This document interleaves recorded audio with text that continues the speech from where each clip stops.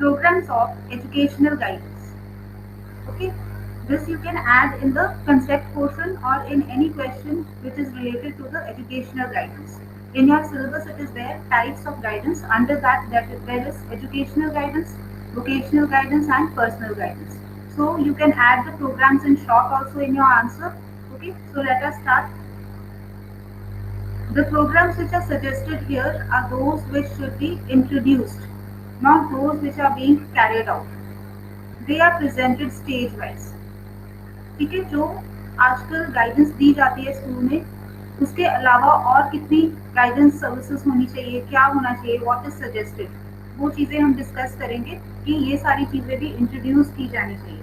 ठीक है, और इतनी है हो नहीं रही है इस time. They are presented stage wise और स्टेज वाइज हम इसको नीचे डिस्कस करने लगे हैं. Stages of educational guidance. What are the various stages of educational guidance? Stages of educational guidance का यहाँ पे मतलब ये है कि हर लेवल पे आपने बच्चों को कैसी गाइडेंस देनी है, हर स्कूल लेवल पे. देखो, guidance at kindergarten level. At the kindergarten stage, one of the functions of educational guidance is to help the child adjust himself to the new life of the school, which is somewhat disciplined and not as free as the home life. ठीक है, kindergarten stage पे क्या है? One of the functions of the educational guidance is to help the child adjust himself. Function क्या है educational guidance का? Guidance कैसे दी जानी चाहिए kindergarten stage पे कि बच्चा एडजस्ट कर पाए उस एनवायरनमेंट के अंदर, क्योंकि जब वो अपने पेरेंट्स के पास से स्कूल में आता है तो that is a different environment. वहाँ पे स्कूल में डिसिप्लिन होता है ज़्यादा. ठीक है, तो उसको कोप अप करने के लिए प्रॉब्लम्स को गाइडेंस की ज़रूरत पड़ती है. Next is guidance is directed more definitely toward the development of personality, social behaviour and problems concerning learning. ठीक है, जो भी गाइडेंस किंडरगार्टन स्टेज पे दी जाएगी वो कौन कौन सी चीज़ों के साथ रिलेट होगी? डेवलपमेंट ऑफ पर्सनालिटी, कि बच्चे की पर्सनालिटी डेवलप हो, सोशल बिहेवियर उसका अच्छा हो, and problems concerning the learning. जो भी लर्निंग के अंदर उसको प्रॉब्लम्स आ रही हैं, अगर स्लो लर्नर है, ठीक है, कोई भी प्रॉब्लम आ रही है जो स्टडीज के अंदर, वो सॉल्व की जा सकती है at this level, that is the kindergarten level with the help of educational guidance. Next is guidance eight primary stage. Primary stage पे किस तरह की गाइडेंस देनी चाहिए? The education commission 1964-66 recommended that guidance should be given from the lowest class of the primary school. बचपन से ही बच्चों को गाइडेंस देनी चाहिए. Teacher should guide the students. ठीक है, this is recommendation of the education commission की लोएस्ट क्लास से जो है गाइडेंस, एजुकेशनल गाइडेंस दी जानी चाहिए. Lowest class of the primary school से guidance is very much important. ठीक है, guidance at elementary and middle school stage. Middle school stage और एलिमेंट्री लेवल पे कौन कौन कैसी गाइडेंस देनी चाहिए? Helping peoples to make a good beginning. यहाँ पे उनको हेल्प करना कि जो भी उनको प्रॉब्लम्स आ रही है स्टार्टिंग में स्टडीज के अंदर, वो कोप अप कर सकें, वेस्टेज ना हो, बच्चे स्कूल छोड़ के ना जाएं. ठीक है, और स्टैग्नेशन ना हो, बच्चे बहुत बार फेल ना हो एक क्लास के अंदर, या एक बार भी ना फेल हो बच्चा, तो वो सारी प्रॉब्लम्स जो है वो सॉल्व कर पाए. Helping the peoples to make a good beginning. Helping peoples to plan intelligent, कि वो अपना प्लान कर सके कि उसने कौन सी स्ट्रीम लेनी है या स्टडीज को कौन सा कोर्स बाद में लेना है. ठीक है, प्लान कर सके अपनी स्टडीज उसने कैसे सिस्टमैटिकली लर्न करना है. Helping peoples to get the best out of their education, जो है बेस्ट कैसे वो अपनी एजुकेशन से पा सकते हैं स्टूडेंट्स, वो एजुकेशनल गाइडेंस हेल्प करता है. Okay, getting best out of their education. ये सारी स्टेजेस हम डिस्कस कर रहे हैं अभी. ठीक है, about educational guidance. Next is guidance at the secondary stage. Secondary stage पे किस तरीके की guidance होनी चाहिए? The main function of educational guidance according to the Education Commission 1964-66 at this stage should be to aid in the identification and development of abilities and interests of adolescent pupils. Adolescent age होती है उस समय, ठीक है, तो वहाँ पर teacher को देखना चाहिए कि what are the abilities in the student, ठीक है, आइडेंटिफाई करना चाहिए, हेल्प करना चाहिए स्टूडेंट को कि वो खुद अपनी स्ट्रेंथ्स देख सके, उसका टैलेंट क्या है, ठीक है, और उसका इंटरेस्ट किस पे है, वो सारा हेल्प करना. This is the guidance at the secondary stage. Next we will discuss the recommendations of the Kothari commission. अब जो एजुकेशनल गाइडेंस के लिए जो रिकमेंडेशन दी गई है, कोठारी कमीशन ने कौन कौन सी रिकमेंडेशंस दी है. Some guidance functions can be performed by well-trained primary school teachers with the help of community resources. हमने पहले डिस्कस किया है कि कोठारी कमीशन ने या एजुकेशन कमीशन ने ये कहा है कि लोएस्ट स्टेज से गाइडेंस दी जानी चाहिए, प्राइमरी स्कूल लेवल से ही गाइडेंस बच्चे को दी जानी चाहिए, ठीक है. Some guidance functions can be performed by well-trained primary school teachers. Primary school teachers जो हैं वो गाइडेंस दे सकते हैं. कैसे दे सकते हैं? With the help of community resources. अब वो स्टेप्स हम देखते हैं कि वो किस तरीके से कम्युनिटी की हेल्प के साथ गाइडेंस दे सकते हैं teachers. The steps given will prove helpful in this direction. ठीक है, देखते हैं कौन से स्टेप्स हैं. During the training of primary school teachers, primary school teachers की ट्रेनिंग के दौरान they should be taught to conduct simple diagnostic tests and deal with the problem of individual differences. ठीक है, पहले डायग्नोस्टिक टेस्ट टीचर ने देने हैं students को, और टीचर को आना चाहिए कि वो कैसे टेस्ट उसमें फ्रेम करना है, तभी वो डायग्नोज कर सकेगा या फाइंड आउट करेगा कि स्टूडेंट्स के अंदर कौन कौन सी स्किल्स हैं या कौन से स्ट्रेंथ्स हैं, ठीक है, किस सब्जेक्ट में वो स्टूडेंट अच्छा है, किस सब्जेक्ट में वो स्टूडेंट वीक है, तो वो फाइंड आउट कर सके. अचीवमेंट टेस्ट जो है, जो नॉर्मल टेस्ट लिए जाते हैं स्कूल्स में, वो भी वो टीचर को बनानी आनी चाहिए. तो टीचर को प्राइमरी स्कूल में ही ट्रेन कर देना चाहिए कि how to make these sorts of diagnostic tests, ठीक है, and deal with the problems of individual differences.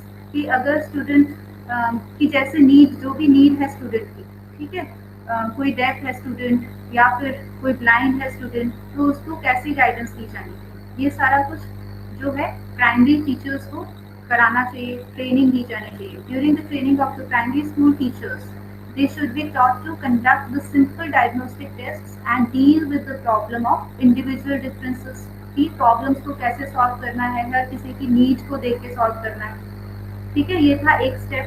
Next step क्या है?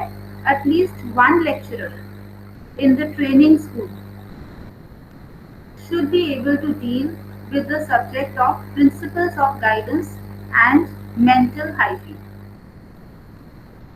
ठीक है, जो ट्रेनिंग स्कूल्स हैं उसके अंदर एक लेक्चरर ऐसा होना चाहिए जो डील करे कौन से सब्जेक्ट के साथ, प्रिंसिपल्स ऑफ गाइडेंस, मतलब उसको नॉलेज हो कि गाइडेंस कैसे दी जानी चाहिए, काउंसलिंग क्या है, ठीक है, एंड मेंटल हाइजीन, साइकोलॉजी के साथ डील हो करे वो टीचर, ठीक है. So one of the lecturers should be such who can deal with these subjects, that is principles of guidance and mental health. उसको ज़्यादा उसके बारे में नॉलेज होनी चाहिए उस लेक्चरर को, बाकियों को भी होनी चाहिए, मगर उस लेक्चरर को ज़्यादा स्पेशलाइज्ड होना चाहिए वो लेक्चरर उसके लिए.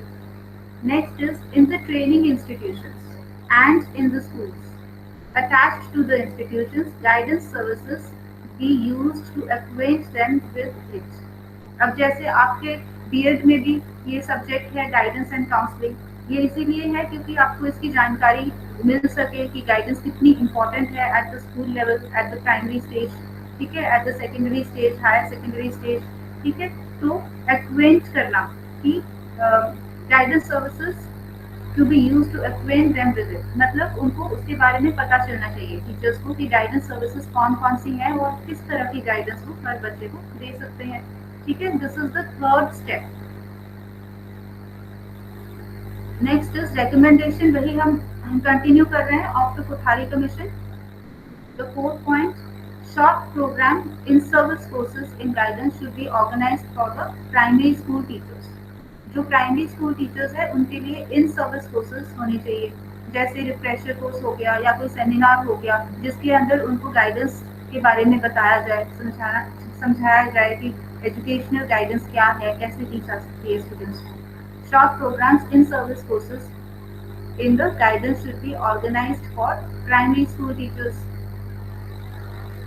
Next is simple literature for the occupational orientation of the children may be prepared in the regional languages and provided to the schools. ठीक है, ऑक्यूपेशनल ओरिएंटेशन मीन्स जॉब से रिलेटेड कि कौन सी स्ट्रीम के अंदर वो बच्चा जाएगा तो उसके लिए हेल्पफुल होगा. Simple literature for the occupational orientation of the children may be prepared in the regional languages. Regional language में वो प्रिपेयर किया जाए कि कौन कौन से जॉब्स हैं और कौन से कोर्स के साथ वो जॉब बच्चा ले सकता है, और ये सारी इंफॉर्मेशन बच्चों को प्रोवाइड करना. ठीक है, और पहले ये टीचर्स की ट्रेनिंग होनी चाहिए कि उनको पता हो ऑक्यूपेशंस के बारे में और कैसी गाइडेंस दी जानी चाहिए. Simple literature for the occupational orientation of children may be prepared in regional languages and provided to the schools. ठीक है, these were the recommendations of the Kothari Commission. Next we will do the benefits of educational guidance. Benefits to the students. अब students को क्या benefit है educational guidance के साथ? Educational guidance assists a student to understand himself. ये हमने कल भी पढ़ा था कि स्टूडेंट्स की स्ट्रेंथ्स एंड वीकनेसेस उसको पता चलेंगी with the help of guidance, है ना. So benefits to the students is that it helps to know the inner self of the student. Benefits to the teachers. ठीक है, टीचर्स के लिए क्या बेनिफिट है एजुकेशनल गाइडेंस के साथ? Educational guidance increases the teacher's understanding of student. As the teacher finds out the student's strengths and weaknesses by interacting with the parents or with some other techniques. ठीक है, educational guidance help करती है हर teacher को हर student को understand करने के लिए, उसकी स्ट्रेंथ्स फाइंड आउट करने के लिए और उसको राइट डायरेक्शन देने के लिए. By interacting with the parents, वो पेरेंट्स के साथ भी इंटरेक्ट कर सकता है टीचर, या किसी और टेक्निक्स के साथ भी फाइंड आउट कर सकता है कि स्टूडेंट्स के अंदर कौन कौन सी स्ट्रेंथ्स है, कौन सी वीकनेस है ना, या इंडिविजुअल डिफरेंसेस के बारे में पता चल सकता है टीचर को with the help of educational guidance. Next is benefits to the parents.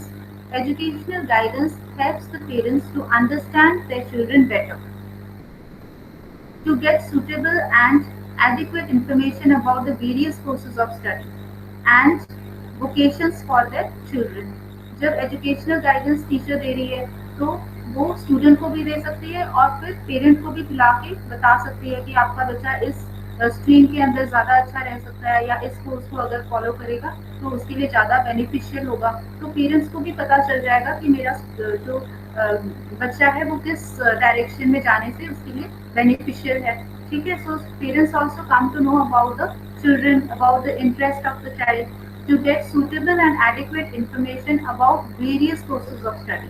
और पेरेंट्स को भी बताना कि कौन कौन सी कोर्सेज हैं स्कूल के अंदर जो स्टूडेंट ऑप्ट कर सकता है, and vocations for their children. ठीक है,